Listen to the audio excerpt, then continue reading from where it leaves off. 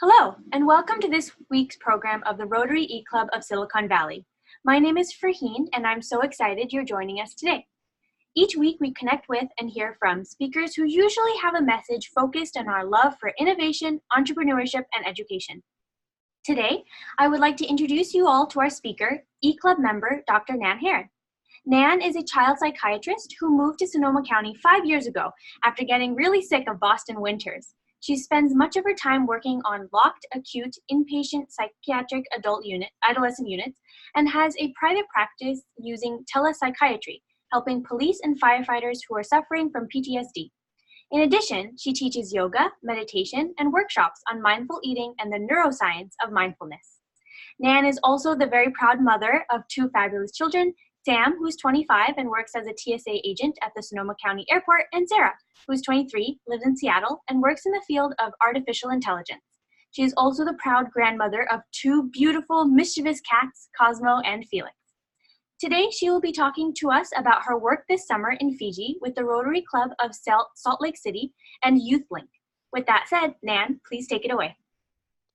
Thank you, Farheen. So I am going to take us to my PowerPoint presentation.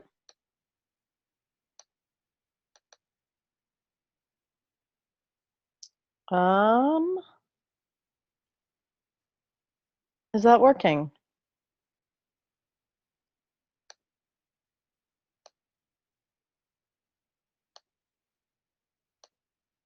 Okay, do you have that screen, Farheen? Okay, good.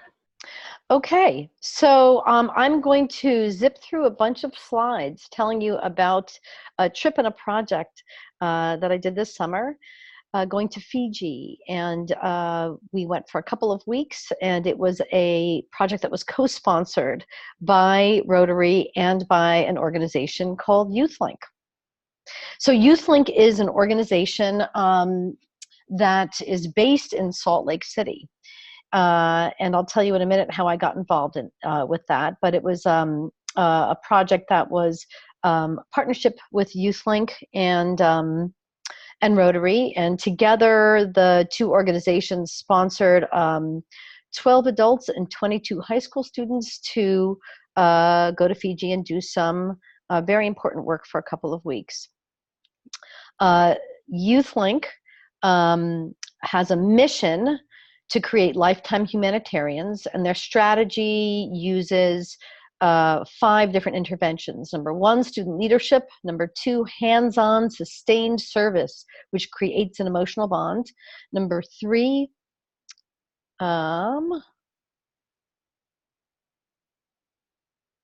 mentoring.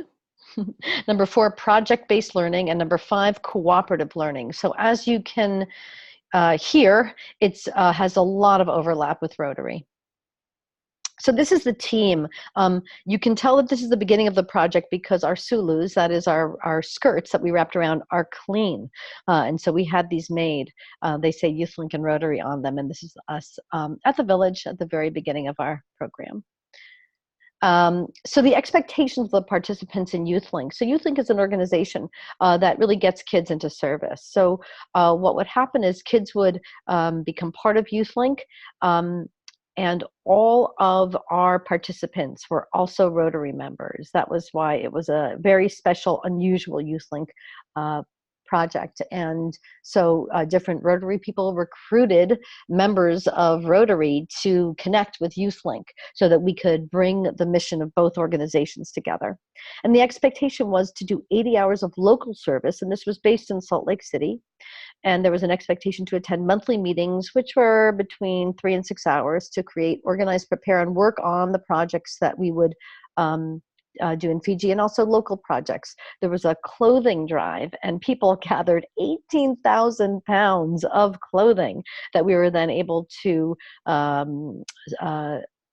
contribute to an organization and receive money for. And then each individual also was responsible to raise their own bundle of money, $3,800 for this project, to cover expenses and to support our project. So it was so actually a lot of kids signed up, and about half of them dropped out, but we ended up with the half of kids who are really devoted to making this project work. So what we did as a group, so since I live in California, I was participating online for all the meetings. And I attended all of the monthly meetings, and they were, what we did early on is we divided ourselves into 5 groups, and you could decide which group you wanted to be part of, and each group would be responsible for a certain number of projects and responsibilities that we would put together for Fiji. So there was community health, vocational, business, cultural, and educational. And I will get into what each one did in more detail. So these were my team leaders, Erin Kuhn and Miriam Barth. So the way I got involved in this is Miriam, that's Miriam, she's my sister-in-law.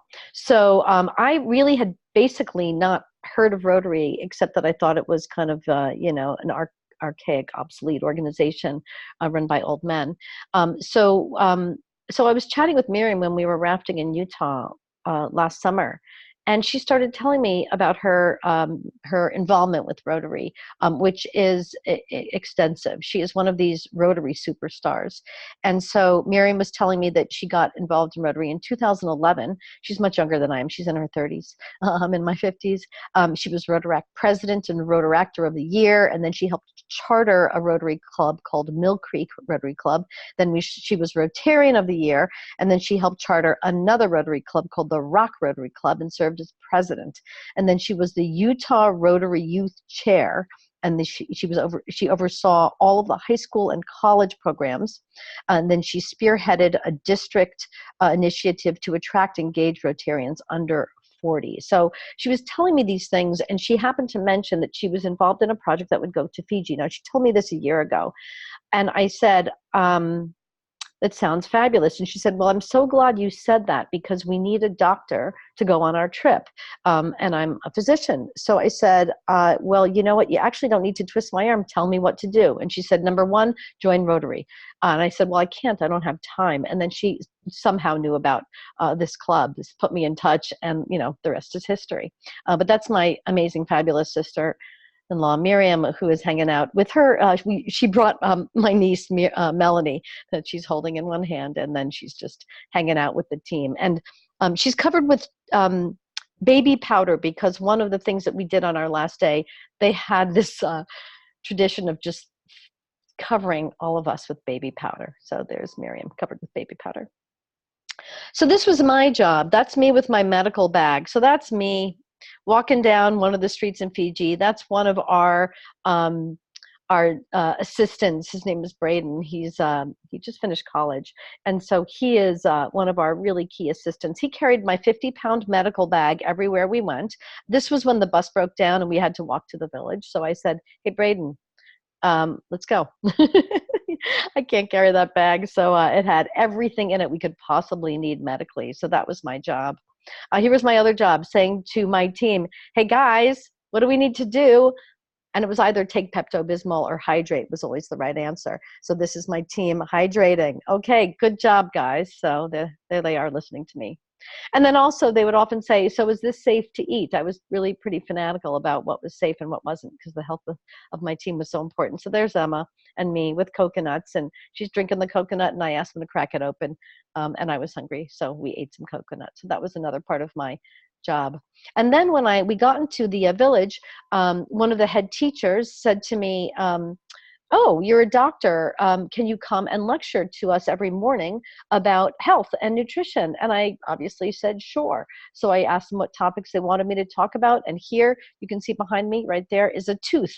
So they said, dental care and oral hygiene is a real problem here. Please come and talk about dental care and oral hygiene. So I said, well, that's easy enough. So there's me in front of the classroom.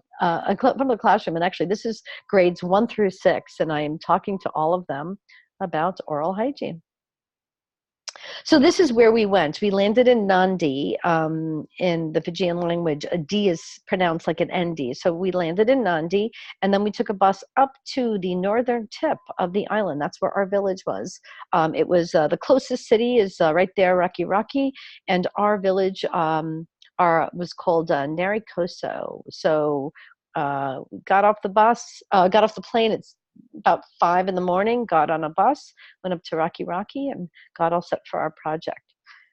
So this was how we got around. We stayed in a very nice little hotel that was outside of the village so that we could have showers and electricity and breakfast there. And this is Sam, our bus driver.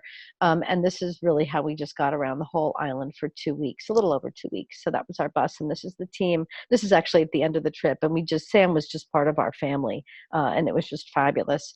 To have him around. And I'm just going to add as a sideline, we got to know Sam really well, and we asked each other lots of very personal questions. One of the questions that I asked him was what his wages were. We got to talking about economics, and he told me that he made $3.50 Fijian an hour, which is the equivalent of $1.75 is what he made an hour. And so their economics were quite vastly different from ours, as is their whole socioeconomic plan, but that's probably another conversation. But just to give you an idea about their society.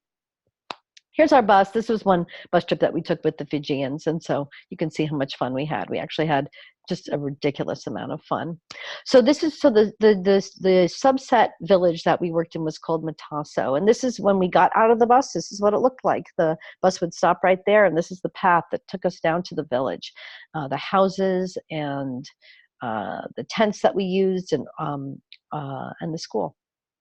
So this is the just walking down that pathway. This brings us right into the school. This is the hallway of the school, and these are all the little classrooms that come off of the school.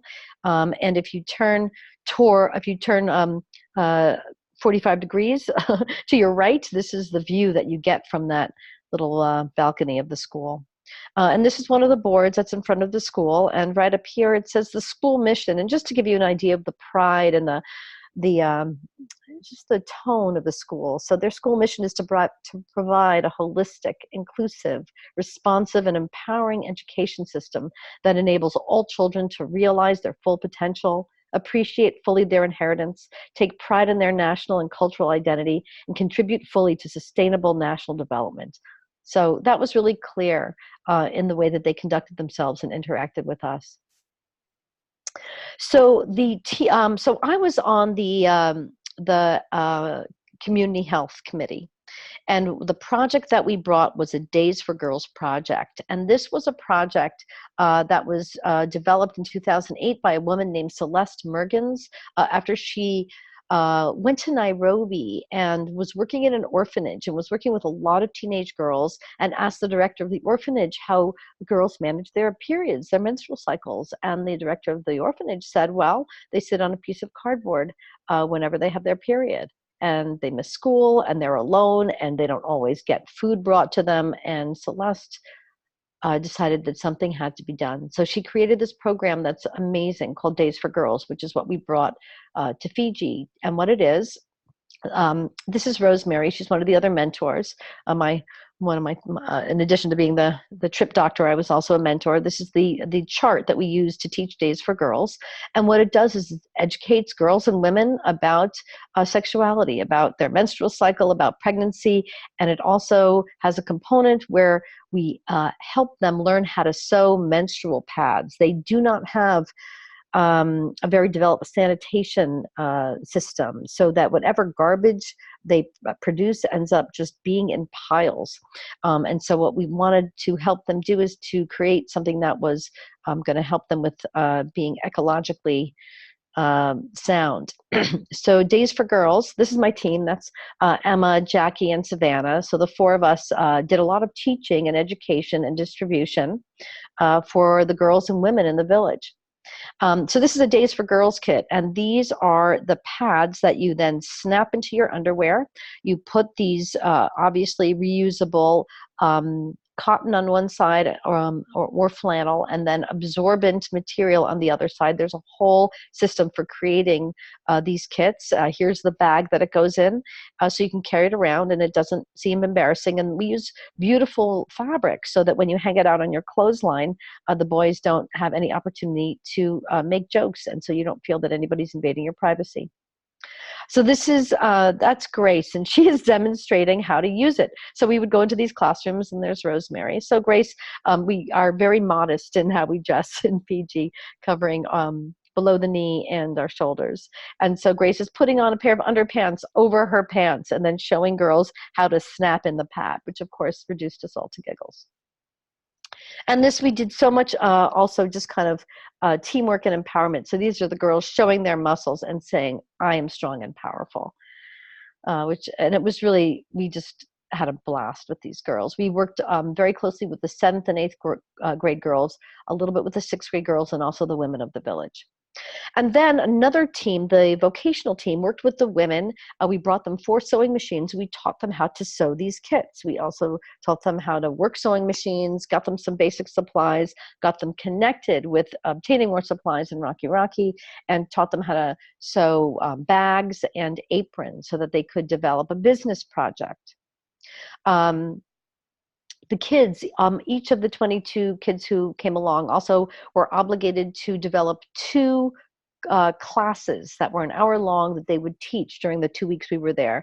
So this is Megan back there, and there's Chloe, and they're teaching a science project about what are clouds and what are they made of and what are the different kinds of clouds. And here are, I think these are 4th graders that are making the pictures of clouds so that they can illustrate what they're learning. This is me on the floor hanging out with the 1st graders. We're just doing, we're doing a lot about language and writing. And you can just get an idea of what their classrooms were like. There was another team that worked on construction. So every day we would divide up into different teams. And then here's Annabelle and Braden and Abby collecting rocks by the stream. This is Pate. He was one of the Fijians who was very instrumental in helping us. And we would just put rocks in these potato sacks and then carry them to wherever they were needed. So here's Mia, that's Mia, and I think that's Braden back there. And that we are just working on building latrines. So they didn't have any running bathrooms, and we were helping them get sustainable, compostable latrines set up so that they could have nicer facilities to use. Here was a business project. This is the store that the women put together. So this is the business team. There's AP, and there's a whole bunch of kids here. What they taught the women to do was to think in a business-like way, to understand how to figure out what to sell your products for, how to assess what it would cost to create something, how to market your project, how to come up with a good business name, how to display your projects. And so so Logan and Ibra and Alex and all these kids were together teaching the women how to put together their creations to be a sustainable business. And it was such a good interactive program. Here they are selling some jewelry and beads and some tapas, some mats, some fabric. That was the last day. They created a store, and we had a really fun time buying some souvenirs. And the other thing we did was we had home visits. So every afternoon, a few of us would go sit in someone's home, and they had all their floors were covered with these tapas that they would create with their weaving. And we would just talk with them. We would just do an exchange about our lives. And I have to share with you one of my favorite moments. So I was sitting in this group, and they would go around, they would say, so are you married? Do you have children? That was the questions they were interested in. So I let them know that I was divorced from a man, and that now I had a relationship with a woman. And the women said, that is so interesting. We've never heard of that. Is that normal where you come from? And I said, actually, it's completely normal where I come from. And there were about 6 women in there. They all started clapping their hands and looking at each other. They said, that is such a good idea. And I thought, you know, a little open-mindedness is a beautiful thing. And the kids looked at me like, wow, that was a big risk you took. And I thought, you know, it seemed like a reasonable thing to say. And the women just thought it sounded like a very good idea. So at some point so a lot of the people in the village had phones, and we were talking about becoming each other's Facebook friends.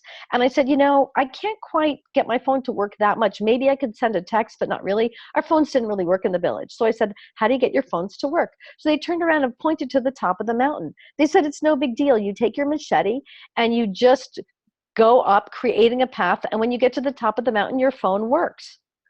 And I thought, oh, well, I'm not sure I'm going to go up there. I think I'll wait till I go to town. They said, no, about once a week, you know, usually on Saturdays, we just hike up to the top of that hill And then our phones work, and then we sit there for a while and we get on Facebook, and then we're done for the week, which I thought was a very interesting way of an interesting relationship with the internet.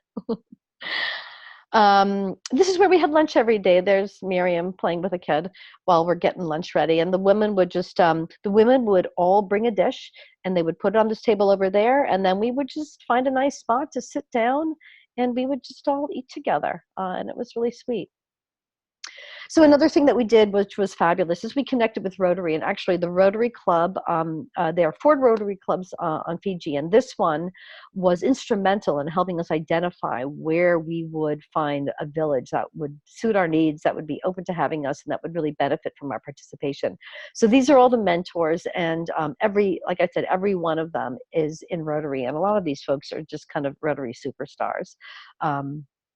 So here we are posing in front of their board.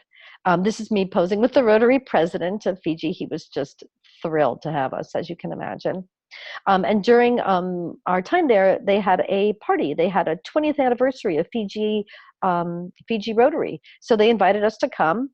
During that time, they had a raffle. And one of the kids that I was working with, that's Kaden, she won the raffle. She won this whole package. She won a bag of food, and she won this painting, which now hangs in Salt Lake City.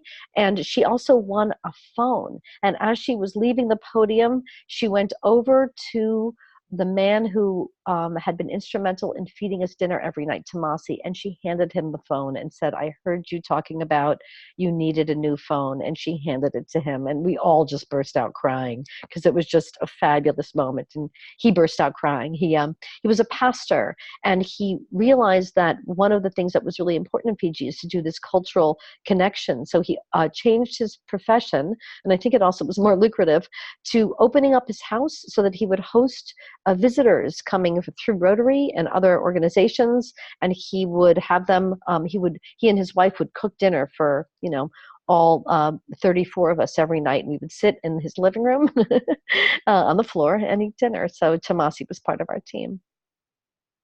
And then another Rotary project, we went to a senior home and we played bingo with them. So this is us hanging out, taking bingo very seriously and hanging out with the seniors. And then that day we cooked a Lobo lunch for them, which means that somebody brought us a dead pig, and we worked with the Fijians to dig a big hole in the ground, put the pig in, put lots of potatoes and other root vegetables on top, and let it cook for a bunch of hours. And then we dined with the seniors and the Rotarians. And this is just some other fun stuff that we did with the group. We played tug of war. We did some crafts. It's me making friendship bracelets with the kids. The ladies taught us how to weave. That was really fun. There's some more weaving. There's Chloe. They're drying out the leaves for weaving. Here's a kava ceremony. This is our last day, and the adolescent boys had a kava ceremony for us. And kava is a traditional drink that has some theoretical psychoactive properties, I guess, if you drink enough. And so they made this big bowl. There's a kava bowl there. They made a big kava bowl, and Fiji is famous for having the strongest kava. And then we all passed around the bowl. In our cup was a half a coconut, and each took a big sip. Here's the men dancing on the last day party, and then we did a cultural exchange and did our own version. I think we're dancing to like Saturday Night Fever here. Anyway, it was very funny and fun and hilarious. And there's our obligatory last day beach excursion. There's all of us just having a great time. This is like a little desert island. There are islands everywhere. And then after I was completed with the project, I thought that there was no particular need to come right home. So I'm just going to share with you over like a minute. So me and a few of the other Rotarians, we said goodbye to the whole team, and we got on a plane and we flew from Fiji to Tonga, this little group of islands over here, because we had heard that in Tonga, we can swim with whales. So for 2 weeks, I hooked up with a bunch of people, and we arranged to do a bunch of swimming with whales. Those of you who are my Facebook friends may have seen some of my videos. But just to finish up, I'm going to share one of them with you. There's a little baby humpback, and we'll see what mom does. I think she gets kind of sick of us swimming with her baby. So I'm just right below the surface, as you can see, and with my snorkel thinking, I can't believe this is happening. This is so incredible. And then mom comes over and just pushes me out of the way.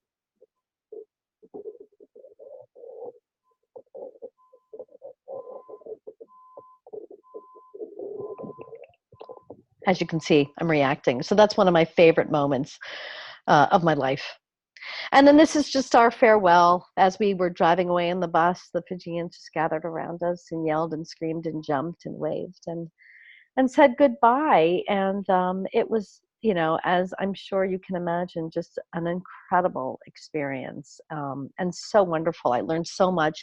And I'm just going to end this presentation with just one of the comments that they made during a home visit. We were sitting around when they were talking about how really they just go from home to home. They all cook together. They all eat together. There are about 300 of them that live in the village. And they asked us about our lives. And we explained, we all live in houses, some of us with partners, some of us with families, some of us alone. And they said, well, do you eat with your neighbors? Do you all go in and out of each other's houses? And we said, well, that's not really how it works in our society. We all really have our own place. We do our own shopping and cooking. And they looked at each other and they said, that's the saddest thing we've ever heard. You must be so lonely and depressed. And we looked at each other and we thought, wow, I think we're okay, but it really got us going with many conversations afterwards. So we had been feeling sorry for them because they didn't have as many resources as we were used to. And then lo and behold, they were feeling sorry for us, which we thought was absolutely fabulous. So I will end there and turn it back over to you, Farheen. Nan, thank you so much for your presentation. You can unshare your screen with us now so we can be a little group of 3. Great. Wow. I don't know if you could see my face, but the whole time I was reacting to your story. Thank you so much. And so I just want to quickly introduce the other member on the call. So right over there, the dog is Shags. So I hope, Shags, you're listening. Hi, Shags. So, and of course, Shags, at any moment, if you have a question, chime on in. But if I may start, I have a few questions for you, Nan. And the first is, you mentioned that everyone pretty much has to fundraise in order to go on this trip. So what are some of the ways, right? I can understand if you're a working professional, it might be easier for you to, tap into your savings, for example. But what about the high schoolers? How did they fundraise to be able to go on this trip? Yeah, great question. So there was a lot of creative brainstorming about that. So we started organizing it around this time last year. So everybody, so it was really clear that their birthday requests and their holiday present requests would be focused on that. And then kids got very creative. They asked their schools to do, bake sales or raffles. To help them raise money. They went to local agencies and said, how about if we have a little fundraising meal and we can invite people to come and just donate in terms of benefits. So I think, and then people did lots of other creative projects like different recycling projects that would yield money. I think that a couple of people got some scholarships from their Rotary clubs. People came up with lots of creative ideas, and also, no surprise, some people just couldn't quite come up with that amount of money. It's one of the more, YouthLink has about 8 different international destinations, and Fiji ended up being the most expensive, partly because we really wanted to very seriously contribute to the village. We wanted to buy sewing machines and construction projects, and also previous groups had stayed in quarters that felt really compromising. So we did want to have enough money to say, our hotel was nothing luxurious, but it did have hot running water. And we really wanted to be able to offer that to the kids, because staying in the village every day, it wasn't the most, comfortable place. And we really wanted the kids to be able to regenerate at the end of every day because they were working so hard. So it was one of the more expensive projects, but kids came through. Great, thank you. And I think there may also have been some parents that said at the last minute, all right, this is for the next 3 Christmases and birthdays, which I think kids were really grateful about. That's great. That was just an amazing story. Thank you so much for sharing. Oh, thank you. I've always wanted to go to Fiji. I've heard so much about how wonderful it is. Yeah, and as I'm sure you can imagine, there's so much that I don't have time to share. Just the scuba diving that we did and all of the stories of interacting with the people and how much people would just come up to us randomly and want to be our friend and show us around and bring us to their homes. I mean, it was really the warmth and the openness and the safety. I've traveled a lot, and Fiji was one of the places where we could leave our suitcase and wander off and it would come back, or somebody would say, don't forget your suitcase. You know, it would have this really intense feeling of safety and honesty, which felt great. That's incredible. Shags, do you have any questions? No. I take it all in. Great. Okay, so I have a few more. Great. So in terms of this project specifically in Fiji, I'm curious, why Fiji? Like, was there a connection very specifically made by someone, or was it through Rotary, or like, again, why was Fiji the place where you all went? Yeah, it's a great question. So YouthLink has about 8 destinations. Cambodia, Thailand, Nepal are a few of them. And so YouthLink has used their resources and some Rotary connections to find places where people are going to have positive experiences and that can benefit from the projects and the help that we offer and have it be sustainable. That both the Rotary organization connected with Salt Lake City and YouthLink are really clear that what we do not want to do is to show up, do a bunch of stuff, and then say, have a nice life, and leave them with this project that is frustrating and not sustainable. So that was an incredibly clear criterion.